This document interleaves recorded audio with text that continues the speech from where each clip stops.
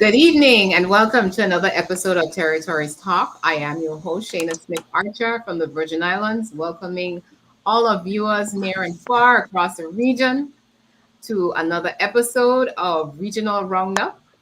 I have with me this evening my co-host out of the Cayman Islands, Eden Hurlston, and Chris will be joining us a little bit later.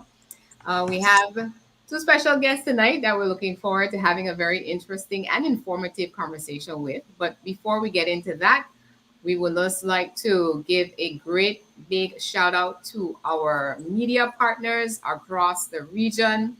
Cayman Marl Road Facebook page, Montserrat ZJB Radio, Virgin Islands CBN Radio FM 90.9, Bermuda Channel 82, Radio Saba, PJFE FM 93.9, and Barbados CBC Channel 8. Thank you, thank you, thank you. Okay, Eden, over to you. Welcome back. Thank you very much. Good evening, everybody. It's great to be here again and great to be back with such tremendous hosts. Really looking forward to hearing about what is happening in our region and getting the informing and uniting our family in the OTs. So it's great to have Dr. Tennyson Joseph back on the show. He's coming back on to Territories Talk. Thank you so much for coming back on to the show. And the Honorable John Malcolm, so great to meet you tonight here, sir. And thank you so much for joining us on the show for Regional Roundup. And we'll let you introduce yourself as we move into the show here. But we would like to just acknowledge what is happening in our, take a moment of silence and acknowledge what's happening in our region. Tremendous, terrible events going on in Haiti with 470 some people either killed, injured, or missing during this last month alone over there. So we're just going to take a few seconds here and take a moment of silence to acknowledge our brothers and sisters in Haiti and pray for safety and sanity to regain over there, if you will. So if all of our viewers and everyone can just join us for a few seconds, please.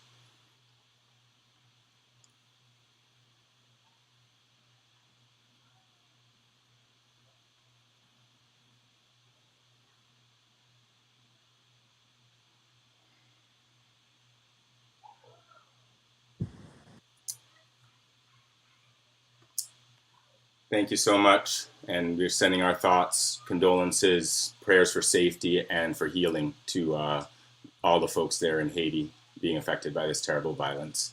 And now we'll move on into Regional Roundup for July 27th, 2022 here on Territories Talk. Pull up the questions here. All right. Well, let's let our guest introduce Where shall we start?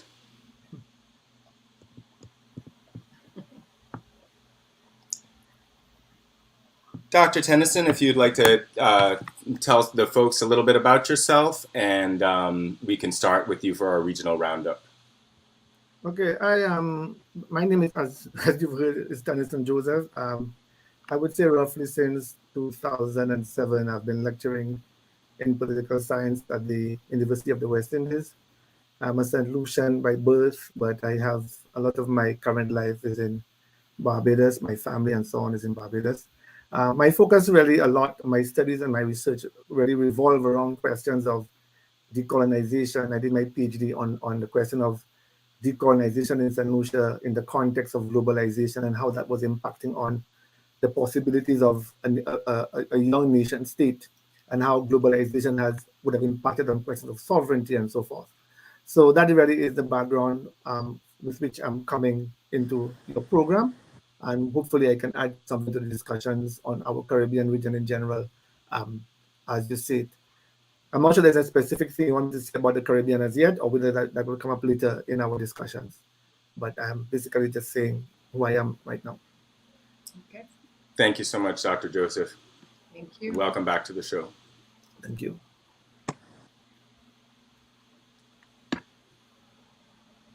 And Honorable Malcolm, if you'd like to tell our viewers a bit about yourself, please.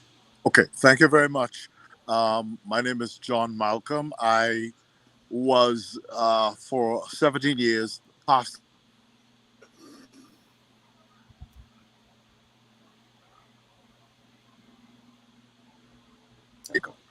and graduated in 1999 and took over the pastorship of the church. However, in 2016, I transitioned into politics.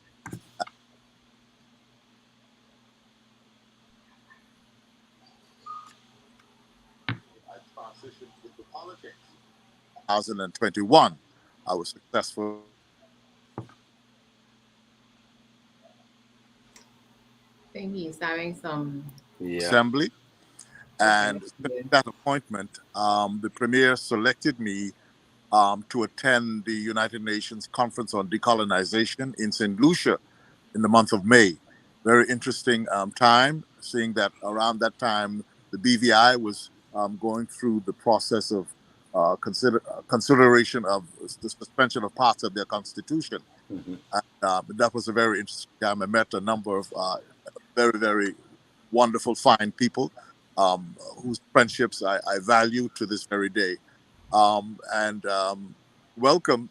I say welcome to the Turks and Caicos Islands. I'm coming in from the beautiful by nature Turks and Caicos Islands. Thank you. Thank you so much for joining us. Mm.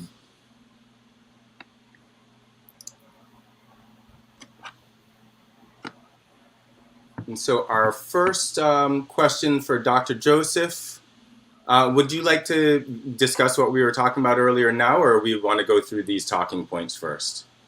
I just want to start with you. Well, I probably just want to say a few things about even the issue we were talking about when we were off studio about the BVI. And since our colleague John has mentioned that question, I have been observing very, very closely the developments in the BVI in relation to the threats around the suspension of the existing constitution and the threats to impose direct rule via a British colonial governor. And as somebody coming from a part of the Caribbean that would have experienced its independence roughly, I'm talking about Jamaica since 1962 and so forth, down to St. Kitts in 1983, we observe this with a lot of concern, largely because, and I want to say two things about it. First, there's an internal dimension and an external dimension. What I find interesting in the whole discussion is the way in which the discourse on self-government in BVI is wrapped up around questions of corruption. So it's almost as if the British government is standing on the outside as a beacon of good governance and holding a sword of Damocles over the head of the BVI people on the basis of issues of corruption. What I found very interesting when that discourse was going on was that the same British government was actually going through the horrors of a sitting prime minister, who was for the first time in history directly not just charged but convicted by his own police administration. So here you have it's actually a classic case of colonial arrogance in which Britain is threatening the BVI to suspend its constitution, and Britain is threatening to rule directly on the basis that Britain has some kind of purity in terms of good governance and can dictate the people of the BVI on the basis of an example of an instance of corruption by a head of government. But even before the charging of the then premier, the Commission of Inquiry was raising issues about things like composition of boards and those kinds of things, and looking at government spending, very minute things which are very day-to-day administrative issues.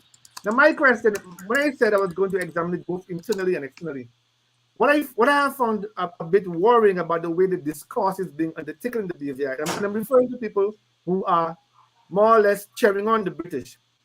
They almost agree, or they more or less legitimizing the Britain as a beacon of good governance. So when I read the comments that follow the news reports, normally on the internet pages, you have the viewers' comments, the readers' comments. Right. Comments simply suggest, if you had governed properly, then nobody would be suspending your constitution and so forth. What I would love to see in the BVI is a discourse on self-government that separates corruption from self-government. So my view is, even the current government, in its decision to form a government of national unity, in which the overriding concern was to avoid the suspension of the constitution. Now, I'm not saying it was wrong tactically for a government to decide that the bottom line is we're not suspending our constitution.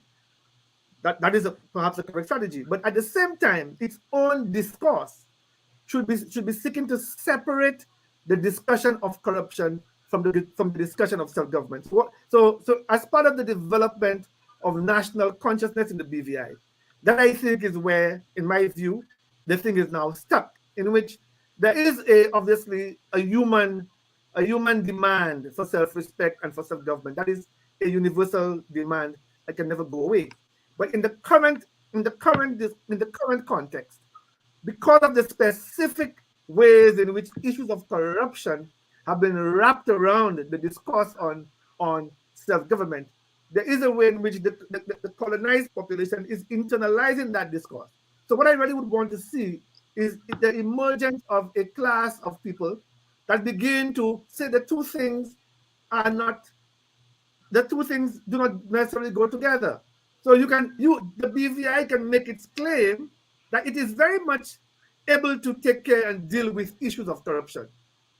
But it on the other hand, the discourse should not be that Britain alone, or Britain can justify a suspension of a constitution on the basis of examples of quote-unquote bad governance. And even some of the things that they have raised in this report, which they call bad governance, are normal, everyday administrative things. I don't want to go on for too long. I'll make this one last point.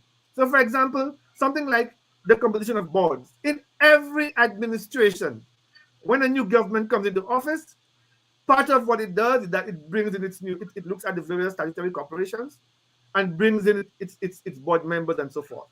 And so to point to that and to say, that is an example of corruption, it's ludicrous. And of course, as I said, remember, all of that was going on when England itself, even right now as we speak, is confronting one of the most harrowing episodes of bad government, a prime minister charged by the police and refusing to step down from office. So as we observe it, we really want to see the discourse move forward. I'm talking from a purely a sovereign Caribbean perspective. I'm talking to my Caribbean brothers in the BVI and so on right now. What I would like to see is a discourse on self-government that attaches importance to the issue of the right to self-determination, which is a basic principle that whenever we are under laws, we have a say in the composition of the makers of those laws. Very simple, basic principle that goes back to the 1700s. And that has nothing to do with in other words, if there is corruption, the BVI people can deal with the corruption. They can take care of the corrupt elements and their own systems of government, and that goes to the Turks and Caicos Islands, and it goes to the Cayman Islands and everywhere else that we are able to address, because we have also our own mores of good governance and so forth. And that is basically what I would like to start off with as my opening salvo in this discussion, and we can talk about the other things that are the other talking points later on in the program, if our hosts so desire. Well, just for you to mention, do you want to mention about the study more in depth in terms of if persons want to be a part of that? Right. So I have sent out a kind of broad letter, because I'm doing a current study as part of my summer research. I have sent in an abstract that has been accepted, in which I'm trying to see, the basic thing I'm trying to examine is the extent to which the development of the discourse on republicanism in Barbados has in fact impacted upon discussions of self-governance in the BVI. That's really what I really want to observe, to study. So I'm really hoping to be in touch with key, what I call elite respondents, so trade union leaders, political leaders, members of civil society, to get their views. And of course, although I'll be looking specifically at the link between, if there is one, the link between republicanism and the discourse on independence or potential independence in the BVI, I really would want to see here generally about this, the nature of the national movement is that is there. Because there is a national movement. So I want to basically study to see what it is, where it is at, the level of consciousness, what kind of discourses are enmeshed in that discussion. So basically, that's really what I would like to be doing during my summer as part of my my research on that question. Okay, great. So we're gonna make that available, I think, on our Territories Talk Facebook page. So if persons want more information afterwards in terms of participating. But Dr. Joseph, I'm just here sitting smiling because of course I've been here living this experience for the past what, 3 months. So we can have a whole show to ourselves about the dynamics, the social dynamics, especially that's happening on the ground, where you spoke about the intertwining of different issues together that are basically having a psychological effect on how we're perceiving ourselves. Yes. So whereas we would have probably been more confident minus, a lot of things that have been shaded a certain way. If it was an independent conversation as it were, to other factors, it would have definitely a different outcome. So, but we will do a follow-up after your study because of course I am very interested in knowing the findings. Okay. And Definitely.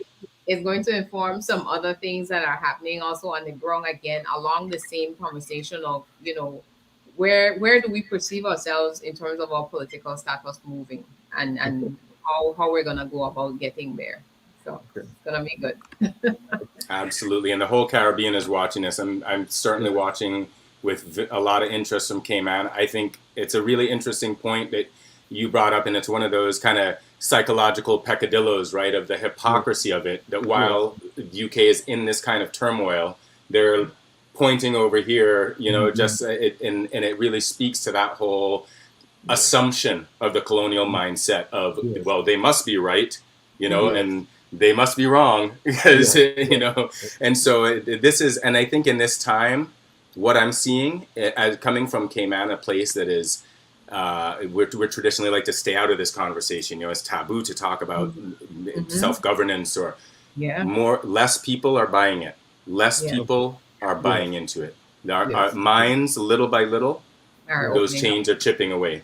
Yes. Can I jump in a little bit here? Sure, go ahead. Absolutely. What I discovered in the Turks and Caicos Islands, and I believe it obtains in all of the dependent territories, is that there's a measure of fear among people when it comes to self-governance, when it comes to moving towards self-determination. And what I recommended during my presentation at the UN seminar on decolonization was that I think the UN has a responsibility to begin to disseminate information in the territories to educate and prepare people to make better and informed decisions when it comes to moving towards self-determination. And I think we need to begin to move forward as collectively as possible in the dependent territories, in the overseas territories. I think we need to come together. We need to have more dialogue among us as where we are and chart a course forward. Mm-hmm. And I cannot agree with that too, because I always insist that the very recent history of those Caribbean territories that had gotten their independence can inform, because there was really a break. Really and truly, after 1983, there was a total lull. But what you're seeing now, and that is why I think Eden, your observation about the minds opening slowly. Remember, there are global events taking place. So when you think of Black Lives Matter, or even something as basic as television and internet information, so you can see, everybody can see in real time the January 6th hearing in the United States. Everybody can see in real time Prime Minister's question time, and you realize that unlike our forefathers who really could not really have a window into how let's put it this way, how everyday and ordinary the so-called masters were. I think the current generation doesn't suffer from that disability. But John, the question about the unification is what I'm coming to. I also think the independent Caribbean territories also have a role to play in that discussion as well. Absolutely. Because much of the example of what it is to be independent, so some of the fears you mentioned, and there really ought to be greater travel among and within ourselves, because the easiest way to educate oneself is to travel. So the fears that somebody who might assume the impossibility of it, that great Chinese wall that one cannot surmount. After spending 2 or 3 weeks and the islands are no more developed in terms of economic development than the BVI and Cayman Islands and so forth. So the economic question is almost a moot question. So It really and is. truly, there really ought to be, in my view, and I'm probably trying to spur that now, a reopening of those debates, a reopening of Yeah. those discussions, and don't Yes. leave them closed, but they're really Caribbean. That's really Caribbean business, and all of us should be latched onto and paying attention to. Of Yeah. course. Of course, yes. That's the heart of this show, really, is getting let's all talk. Let's have some of these conversations be the conversations that people are having at the coffee house or underneath the mango tree or under, you know what I'm saying, by the dockside, so that everybody is discussing, hey, what's happening with energy and energy sovereignty? What's happening with new innovation? What's happening with the self-determination? Let's openly discuss these topics and get perspectives and share perspectives on it. So Yeah. that's what we're trying to do here, and One it's so of the things integral. that's causing people in the TCI to look and to focus more on that move towards self-determination is this piece of legislation that was tabled in the House of Lords about same marriage. Mm-hmm. People are seeing that as an imposition on our culture, on our way of life, and people are wondering what is coming after that. And so as a result of that, people are saying, yes, we need to move away from this colonial power. We need to move away from the British. We need to chart our own course and decide on our own day. So that in itself is causing people to look in the direction of self-determination. Yeah. And whether or not one agrees with the rule or the law, what you've pointed to there is a basic problem of somebody else making decisions for Right. people. Take That it is for what the problem lies, and that is the basic problem of colonialism. That somebody outside of your sovereign space of the body politic is making laws, and the people upon whom those laws impact have no say, and that is why the threat to suspend the constitution is so reprehensible. Because can you imagine, you would have the same people who would be pointing to China and talk about how the Communist Party of China is ruling over Hong Kong would basically if they go through with their threat, would be ruling over the BVI. So one individual, one pointed demigod in the 21st century, we're making decisions for a population of Caribbean people, and that is, and they're doing it so matter of factly. So in other words, a report has come down, and of course, and the government is now scrambling to avoid that from happening. But I'm saying, in addition to scrambling, they did it to the TCI. I think they did it to the Cayman Islands at one point too, and and it's not a lesson not learned. Come in and do it to BVI. as well.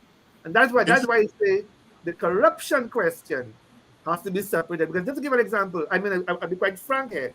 When the premier is charged by a U.S. federal government, the premier himself should have resigned from office. I'm being quite frank there. That's really what really ought to. So in other words, you raise your own standard of good government. You didn't have to take a speaker debarring the premier, because if I were facing a charge right now, I couldn't conduct my duties at the university, so I couldn't pretend to be doing both. So I would have to resign, and then free the university from that link to me. So that's what I mean by good governance. And people in the Cayman Islands, people in the BVI, people in the Cayman Islands do not need an Englishman to tell them how to conduct themselves in relation to good governance. And that's where the debate should be twofold. So at the same time you're condemning corruption, you're also condemning the fact that somebody is trying to rule over you as an autocrat. But what I hear in the BVI is people saying, oh, well, because you have these examples of corruption, then the British is right. The British people are right to come and do that. And the two things, really, in my view, should be separate. Yeah.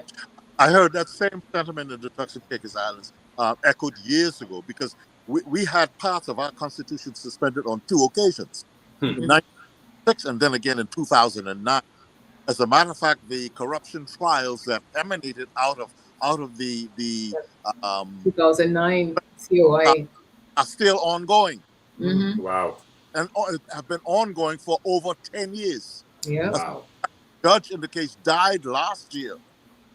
All and died, and the case is still ongoing. Yeah. So that case is costing the Turks and Caicos Islands in excess of $150 million already, and the amount is spiraling out of control. And so that is the side effect of the suspension, the last suspension of our constitution in 2009. It's demoralizing.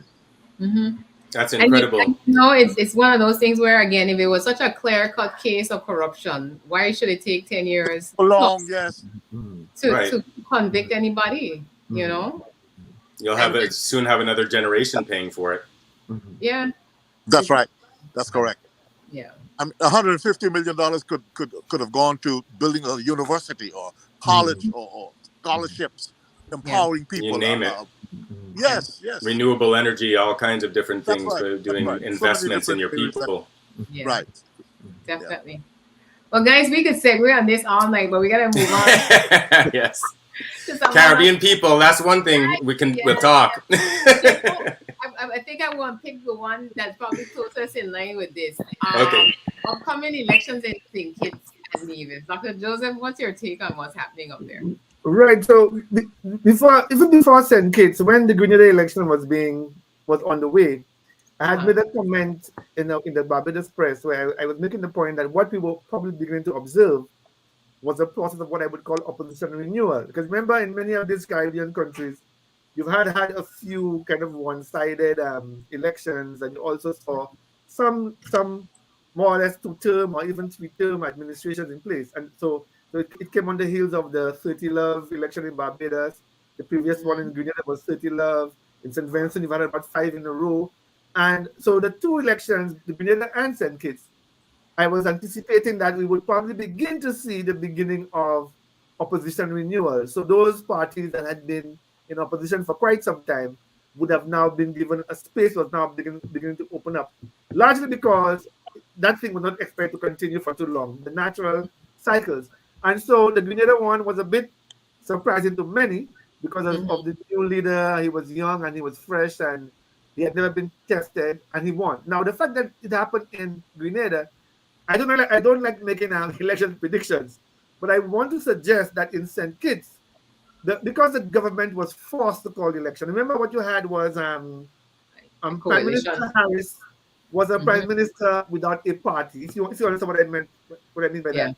So he joined the PAM, and he amalgamated with the PAM. He brought himself into an alliance with the PAM and the Concerned Citizen movement from Nevis, and they more or less. You see, the funny thing was when they defeated the Denzel Douglas Labour Party in the first election, the balance was too shaky in Parliament. But once they had won the second election and there was no longer a need for Harris, the 2 parties then decided, in actual fact, they did not need him. So he was the prime minister without a party.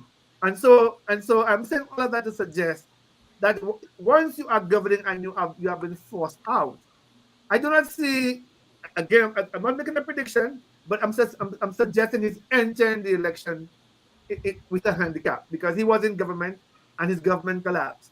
And the 2 forces that had sustained him have moved against him. And he was let's call him a one-man party if you want.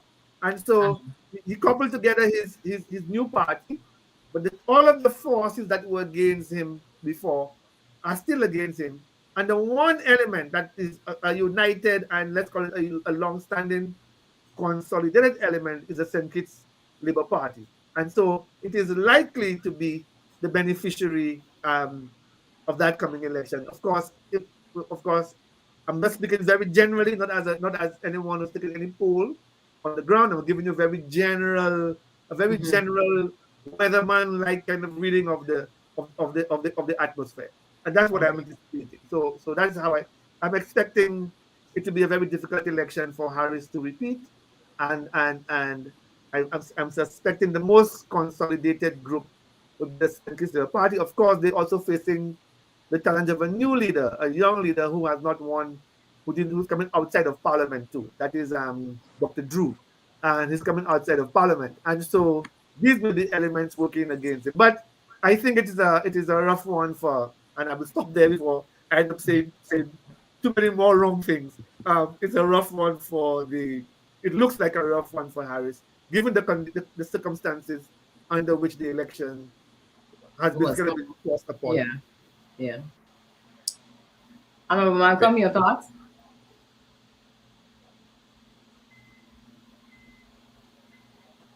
He appears to be full.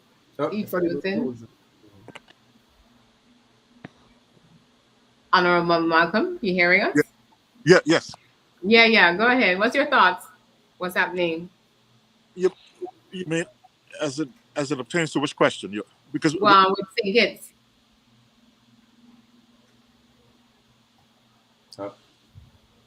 Oh, he wasn't hearing everything that the internet is frozen. Dr. Joseph was saying. Okay. Yeah. I wonder if he needs to reboot. I do just take this time when a little glitch is happening here to let folks know there are links to the BVI news here have been entered into the comments, and we do invite you to do your own research on these topics and upcoming elections in St. Kitts and Nevis. As we move through our topics, we'll be leaving links there for people to do their own personal research, as usually that we do here in Territories Talk, so that you can follow up on this information in your own time. Yep. All right. So I popped that one up. If we have... And that election is happening August 5th. The candidates were just, the nomination day was yesterday, right? And I believe. Yeah, but the BVI, the St. Kitts story is interesting because of what it meant. I'm going way back to when the Douglas administration fell. It was a very interesting move on the part of Harris, because everybody was coming from within the St. Kitts Labour Party, and he moved again. There's several lessons in that. And he basically did it as a one man move. Of course, there was some hands who moved with him, but basically his move triggered the fall and collapse of the Labour Party. And of course, they would have spent what would have been 2 terms in opposition, and I think the 2 terms in opposition would have given them a chance to renew and to rethink. There were a lot of questions about Douglas himself because he had been in office for such a long time. So when he fell, when his government fell, it was coming around. There was that discourse in the air that he had been there for too long and had been serving for too long, and there was a need for new hands, and a need for change, right? But I think the 2 terms in opposition would have more or less, well, let's call it 2.5 terms. The 1.5 terms in opposition would have more or less chastened and chastened that kind of criticism, softened that criticism. And so and he's no longer the political leader, although he is still actually a very influential person in the country and in the party. So it will be an interesting dynamic to see what his relation with Dr. Drew is and who wins the seats and so forth when the new parliament is formed. Very interesting period. Okay. All right, Honorable Malcolm, we have you back? Yes. Okay, good. All right. So you had any thoughts about the St. Kitts election, upcoming election? Again. All right, so while we're waiting on the internet. No, let's say thank you to our media partners. We're already at a half of the hour. Our wonderful people out there, Cayman Marl Road, Facebook page, Montserrat, ZJB Radio, Virgin Islands, CBN Radio, FM 90.9, Bermuda's Channel 82, Radio Saba, PJFE, FM 93.9, and Barbados' CBC, that's the Caribbean Broadcasting Corporation, Channel 8. Thank you. If you're listening on radio, our guests tonight are Dr. Tennyson Joseph from St. Lucia, Barbados via St. Lucia, and Honorable John Malcolm from the Turks and Caicos Islands. Chris is hopefully going to pop in later, and Eden is fresh back from vacation. So that's the voice that you have heard. You missed for the past couple of weeks. He's back now with us and fresh and ready to go. All right. Good to be back. Oh, and look at that. Chris is on cue. Good evening. How are you? How's everyone? Good. Oh. Good evening, Chris. Good evening, Honorable Famous. evening, Honorable Malcolm, Doctor Sakafet, Doctor. Well. I noticed. Hola, I noticed you had. hola. I noticed you had a wonderful time in Saint Lucia I at the always have a conference. wonderful time. They always people take care of me. I got a St. Lucia family to take care of me now. Very good. Very good. all of we one. Good to see you, Yes, my friend. yes, my brother. They took care of both myself and Honorable Malcolm. Okay. Very good. Very That's right. good. Very good care. Oh, yes. Yeah. Fantastic. All right. Well, I guess Chris, you popped in just in time to probably talk about that. This is the heads of government meeting you guys are referring to. Carry on. No. No, that was the UN decolonization meeting in St. Lucia Hmm. Ah. in May, I want to say. Mm-hmm. Yes, it Okay. was. Honorable Malcolm was there. He was the star of the show on the first Ah, day. you're too generous. I've been following the discussion tonight, so I don't want to interrupt the flow. Honorable Okay. Malcolm, tell us what's going on in TCI. Yes, Mm-hmm. please. Well, in fielding the questions that you proposed, one has to do with the economy in the Turks and Caicos Islands, and we're having an economy that is booming, even in the midst of the downturn effects from the pandemic, the COVID-19 pandemic over the years. The economy was still buoyant. As a matter of fact, this first quarter in the year, we've seen a surpassing of the targets that we set. The Wow. tourist numbers are astronomical. The airport, we're realizing that the terminal building in Providencia Island is already too small for the large numbers of visitors that we're having in and out of that terminal building. And so there's a plan to construct a bigger building. But the numbers are growing exponentially. Tourists are flocking to the Turks and Caicos Islands.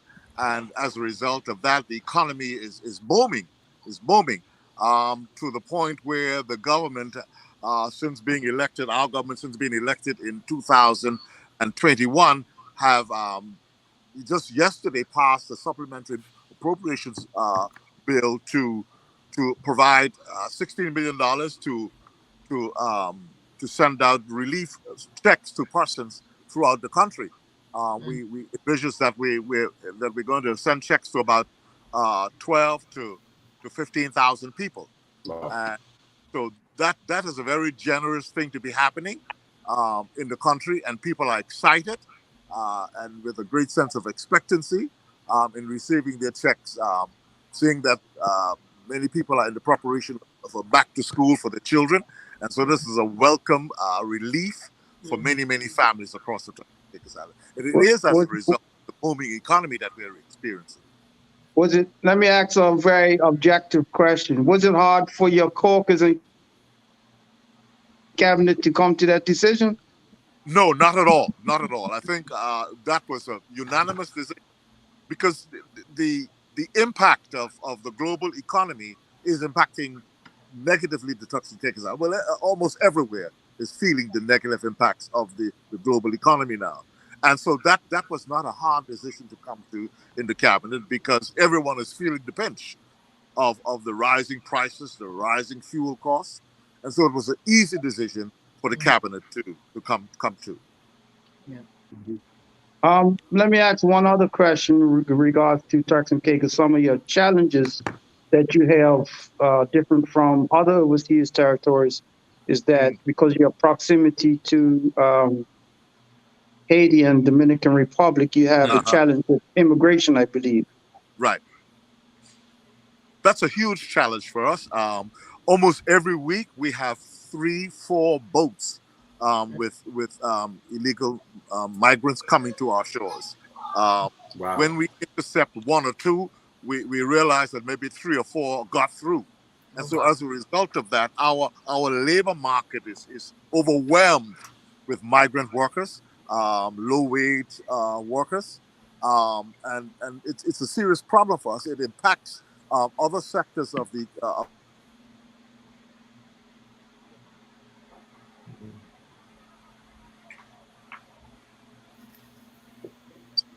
come about as a result of this. But the most serious of all is that we're witnessing that migrant workers, migrant women, Haitian women are having more babies than our local women, and the challenge is to get these babies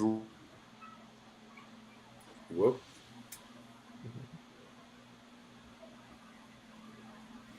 You'll be right back. country who have no status. Uh, can you backtrack a little bit there? You cut off a bit right after you were talking about the Haitian women having more babies and the challenges to get these babies Regularized. Right. Right. What I'm saying is that has proven to be a great challenge for us, because you have thousands of young people who are now 14, 15, 17, 18, 20 years old, who have no status in the country. Wow. And can't work, and as a result, that has spiraled the criminal element in our communities, because they can't find work, because they have no status. And so that's one of the spin-off problems that we have as a result of illegal migration. Mm-hmm. What's being proposed to try to address this? We've spent thousands.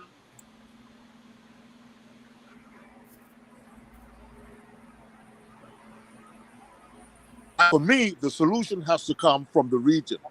I believe that the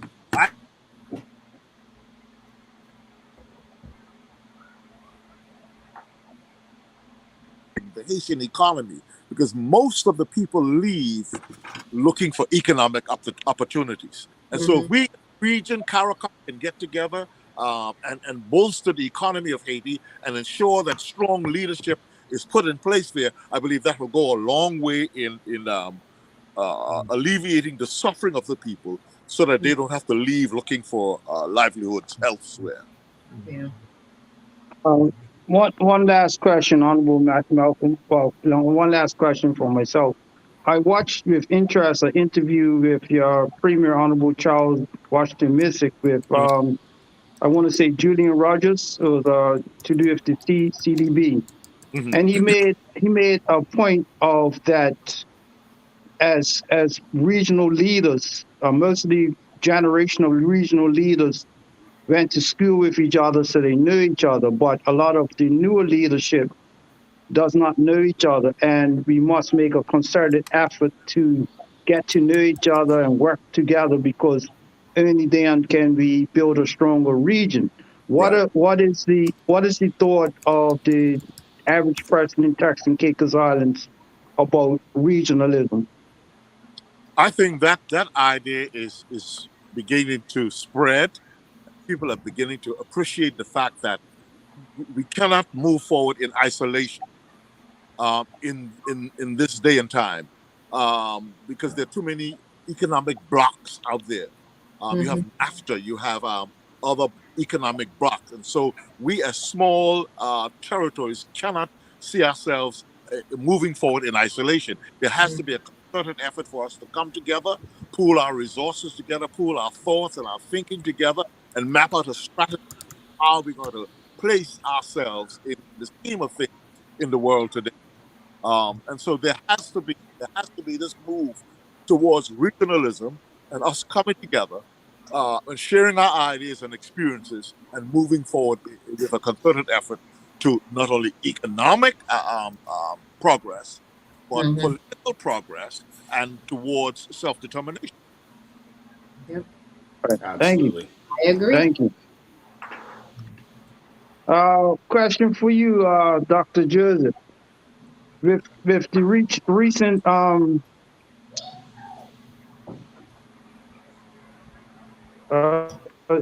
would say political revolution, how do you see the new NDC impacting Grenada, positively, negatively? Well, it's one of those things where one has to wait and see, because you're dealing with largely a new entity. What would have been encouraged by the style, because remember, what you witnessed in Grenada was a kind of freshness of style. So very often it happens every now and then where you have a kind of, and you can call it a generational shift as well. And with that generational shift, hopefully will come new ideas. And even the way the campaign was fought, he did not come across as the typical Caribbean, the strongman and the typical Caribbean bluster, bluff and bluster kind of personality. He was speaking to a different generation. He was deliberately trying to shift himself away from the Keith Mitchell style. And he did present that. His platforms were not the normal antagonistic ones, the name calling. But so in other words, what I would say to you is so far, so good. The challenge most of our countries face is in relation to maintaining the economic well-being of the territory. So you may very well have a very well-meaning, a very well-intentioned leader, but then when the rubber hits the road in relation to the economic side of the question. So in other words, we saw it previously with when Keith Mitchell came back into office with his clean slate, following upon Tillman Thomas. When Tillman Thomas had come into office, he was also presented as this former forgiver of the Bermuda revolutionaries, a different tone, a different style. He was Uncle Tilly and so forth. And then the economic question basically brought put paid to all of that. So that's what my short answer to you, Brother Famous, is that we have to wait and see. But so far so good. What I can say is what he has brought in is a new style, and I suspect he'll surround himself with certain advisors, and because he's the kind of individual from what I was able to read and see of him, who would know what his strengths and his weaknesses are, and would augment those strengths and weaknesses with the correct advice, and he would be open to advice. He was promising to do a new kind of participatory type of politics. So those things are worthy of praise, and let us observe and make sure, and let's just hope that the economic headwinds which all of us face, as Brother John Malcolm was just describing for us, from the global economy, the war in Ukraine, and so forth. Let us hope that those headwinds do not linger for too long, and that on the economic front we can see some transformation. But I was very interested in what Brother Malcolm was talking about, the integration question, to link it to the question of the last CARICOM meeting. So the last CARICOM had the government meeting. The main issue which emerged there was the question of air travel. And I found it a bit almost bemusing that the same CARICOM government that basically brought LEAT to an end, and they brought LEAT to an end on the basis of what I call free market assumptions. And in this last CARICOM meeting, everybody is now saying, well, there is something as a public good, and air travel is a public good. And there's a way in which perhaps one can justify states investing in airlines, and even at making a loss. In other words, do not apply private capitalist profit and loss norms to an airline when you take into consideration the larger question of air travel. I must make a small confession there. I had a very small input into the speech of the Prime Minister, Lucia, because he was giving the inaugural address. As is customary at CARICOM, the new Prime Ministers are asked to give a bit of input. And that was something he flagged very, very, very clearly. The issue of what it means when you destroy an airline that was so critical for regional integration, and what it meant is that you allowed external forces to hijack an integration movement. So when you let private capitalist norms come and dictate air travel, obviously they will come in on the basis of profit and loss, and so the so-called non-profitable routes will be left behind. But somebody who has to travel to Anguilla, or somebody who has to travel to Dominica and so forth, businessmen need to travel, private sector people need to travel. And I think it was kind of sad, gratifying and sad at the same time, that we had in other words, we killed the thing, and now without trying to bring it back to life after we killed it. Of course, I must note that, for example, the Turks airline, Inter-Caribbean Airways, has moved in, which is a good thing. In other words, it allowed for some greater connection, some new players to come into the market. And there's nothing wrong with that, absolutely nothing wrong with that. But one of the things that came out of the CARICOM meeting was that we were hearing new noises about, you can have them side by side, or you can have new investment windows to, if governments invest in air travel, governments can be the principal carriers of the burden, but you can also have room for private sector investment. And I also welcome Inter-Caribbean, because Inter-Caribbean was plying the route between Turks, Haiti, and Jamaica, and so forth, and Cayman, and so forth. But now it is now in the Eastern Caribbean. I think it needs to be broadened with Caribbean Airways, a renewed LIAT, and so forth. But there must be some kind of integrated system that places regionalism at the forefront. Our young people should be able to travel at much cheaper cost. We need to know each other. We need to be able to come to each other's countries. In my vision, every primary school child, before they hit secondary school, should at least be able to travel to one other Caribbean country, even for 3 days, as part of the primary school experience. And that is not something that is impossible to do.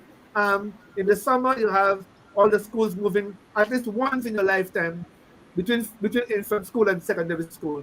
You travel to a Caribbean country and so forth. And our airline, our air travel is a big issue.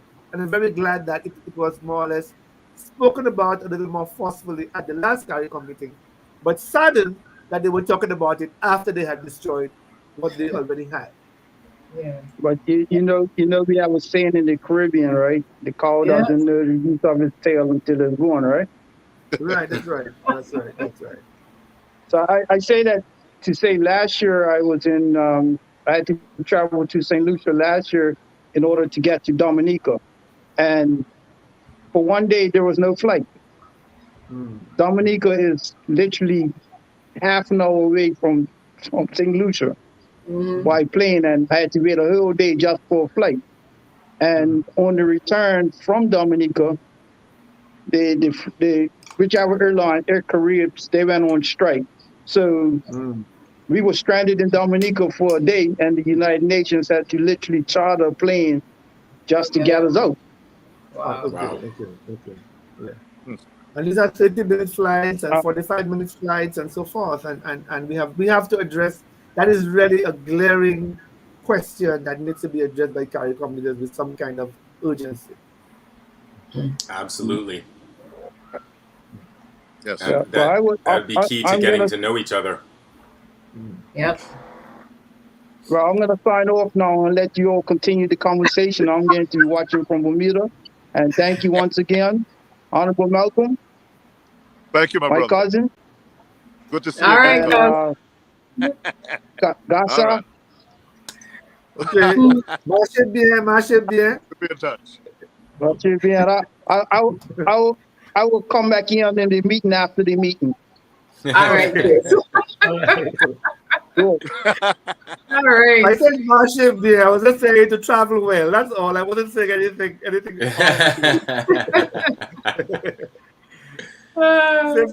Safe travels. Marche bien. All right. Well, I think we almost covered everything. The only thing would be, I don't know, Malcolm, there's a new stimulus package for belongers. And we talked about that a bit in relation to the economic boom that is going on there. What is the cost of living looking like there? Are you seeing general prices come down at all, or is this stimulus package really going to be necessary to help people through vitally?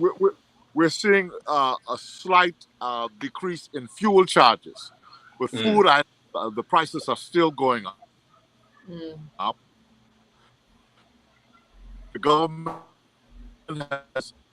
has instituted a reduction in the Minister of Finance announced a number of food items to remove the duty concession on those items, give duty concessions on those items, a number of breadbasket items. So we're thinking that in addition to the monies that people are getting through the stimulus relief checks, that the reduction in duties on breadbasket items will alleviate much of the suffering of people and will sort of counteract the increase in prices so that people will feel a lessening of the economic blow, so to speak. Okay. And is this sparking conversation there? I know we have a lot of conversation going on here. We just recently made a agreement in Cayman to create some incentives and some easier ways and some less expensive ways, partnership of working with Jamaica have more regional importation of food and get our food from less far away. And there's also a lot of people are getting into this idea of we need to be growing more of our own food and be looking out for food security. Is that conversation happening to a large extent in TCI? Yes, it is. We had a delegation in Jamaica about 2-3 months ago to look at what you're describing. Just recently, the government recruited an agriculturist from Jamaica to enhance our programs, educational agricultural programs here in the country, and so we're also looking at other avenues of producing food. Yeah, that's important. Yeah, another more cost effective for us. Yeah. That again, that's another important collective regional effort that could really have more fire under it, I think. And I mean, more so from the United States, but as I said, there's a move now to look at other countries in the region to import food items from. Okay. Excellent. Yeah, we need to be looking at that here in the Virgin Islands because the cost of food is just climbing astronomically every week. Oh yeah, it's the same thing. Yeah. Definitely. And I think these are the kind of things that can come up in when there's conversation between our ministries of trade. So, for example, like the way in which you have St. Vincent and Dominica and so forth, producers there have their systems for shipping food to Barbados and so forth.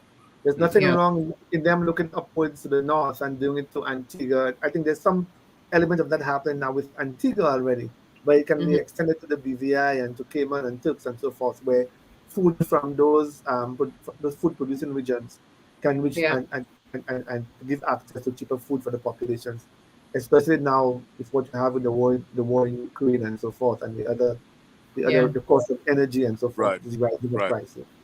And that can take place. That's a good point. Yeah, I think really the movements we saw earlier this year in terms of the Agri Investment Summit, I believe it was in Guyana. It's just the tip of the iceberg because when I look at the news and you're seeing where basically Russia is blocking the export of wheat, it's only a matter of time before we start to not have flour in the region. All the American brands that we're used to purchasing, because I already see it here locally where a lot of the American brands for basic things, they've already shifted where, the local businesses now already have to look for other suppliers, because I also assume that America is starting to withhold certain exports because they want to maintain a certain amount of stock for themselves, because food shortage is going to be a reality sooner or later, and we have to prepare ourselves for it. Yeah, everybody is feeling the pinch. When I was taking part in Caribbean Tree Planting Week, on some of the virtual conferences they were having there was I was amazed to find out what kind of efforts are happening in the Caribbean. Breadfruit flour being made that empowers women farmers in Puerto Rico and in different, and it's interesting how, because Puerto Rico is part of the States, and because Cuba has this political system, and because Hondurans speak Spanish, and because Cayman is how, we all think these are separating things and refuse to recognize that we all share this one sea. But the thing is that we need to really get hip to these thoughts of, hey, let's reach out to Puerto Rico here. They're making breadfruit flour over there that they're growing.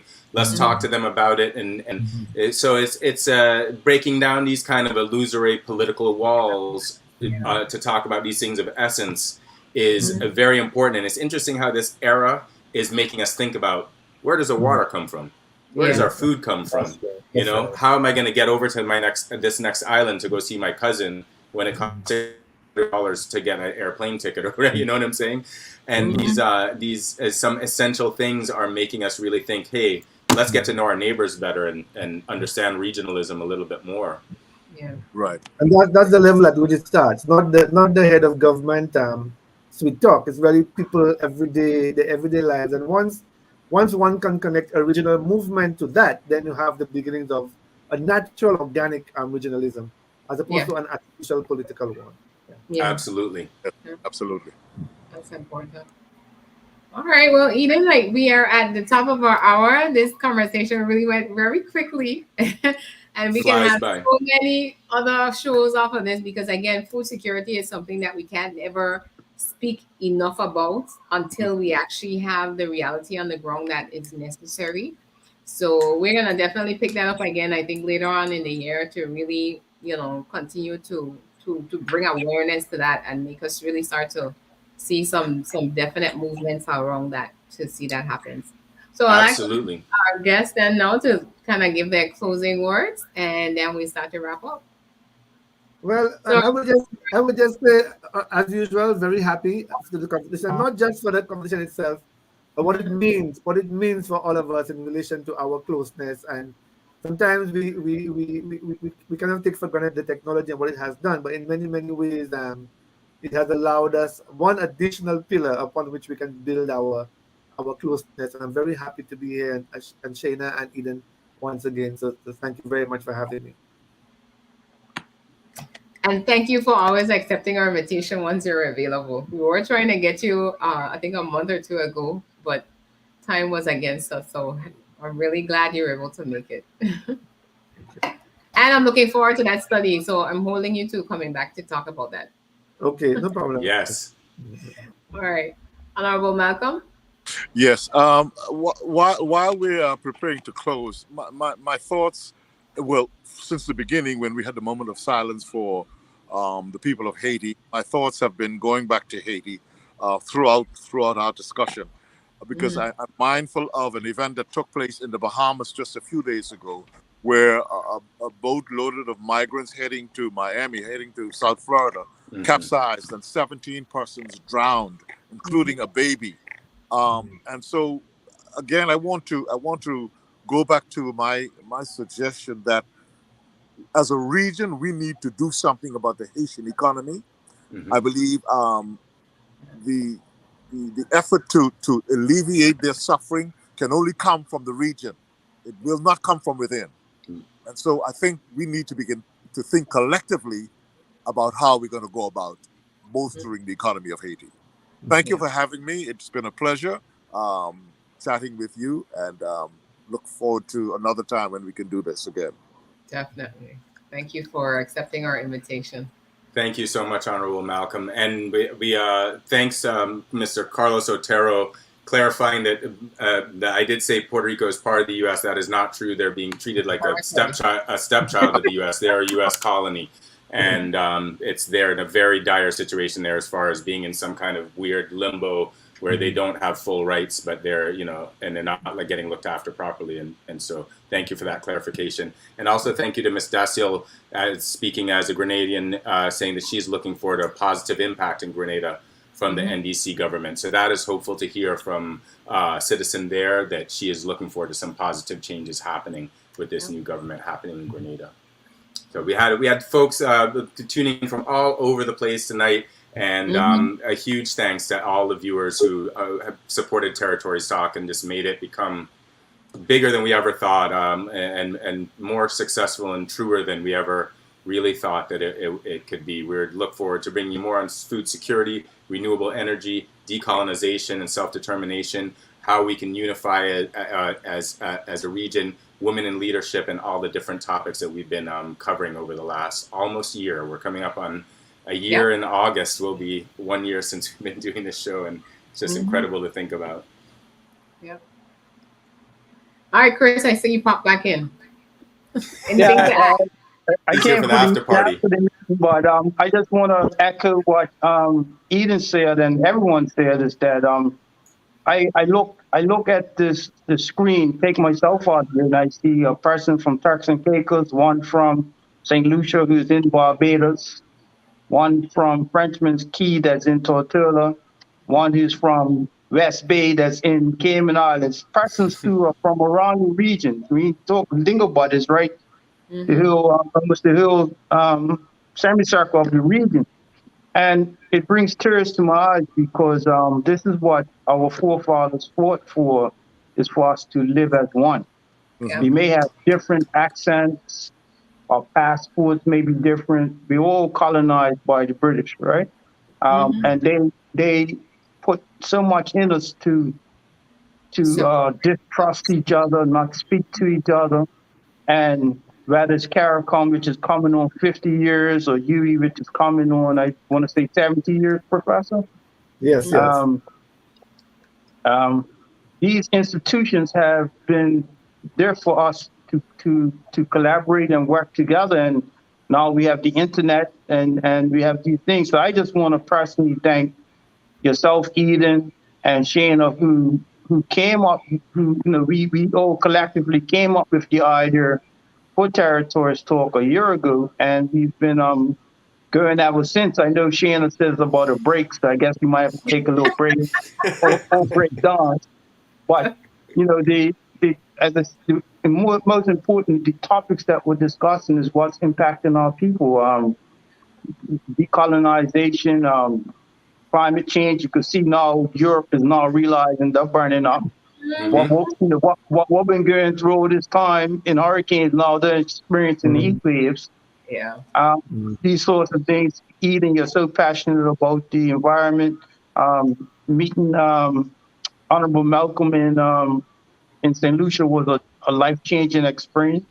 And I've not yet met Dr. Tennyson Joseph, but his work speaks volumes. And so I just want to thank you all, and thank the people of the Caribbean, our media partners, the persons who have tuned into our Facebook page, so on and so forth. And we have a lot of work to do, and just love you all. Okay. Love you too, brother. God bless. Love you too. All right, so we are back next week. No, I'm sorry. Next 2 weeks. I believe it's on the 10th. And we're going to be, again, one of our favorite topics, self-determination and decolonization. Yes. So I can't remember the guests. Chris, you remember who the guests are? Yes, it's going to be James Finesse of Bonaire, and Miss Carty Gordon of St. Martin. So these are Dutch colonists, but they are brothers and sisters, and it's important for us to hear what's going on in those places, because Dr. Joseph is a specialist in this, right? Whether it's the British, the French, the Americans, The Spanish. they're all playing the same game, right? Definitely. It might be a different language, but it's all the same game of how to colonize or keep people of the Caribbean colonized. So we have to give voice to our brothers and sisters, rather than the Dutch territories, the American territories, or the French territories. Definitely. All right. So looking forward to that conversation in 2 weeks. So until next time, on behalf of my co-host team, thanks to everybody that has been tuning in from East, West, North, and South. Again, remember, we posted a lot of links to different articles, so you can follow up on some information. Again, we are all about informing and uniting our overseas territories families. So again, thanks to our guests, and good night to everybody. Good night. Good night. Good night. Okay, good night. Good night.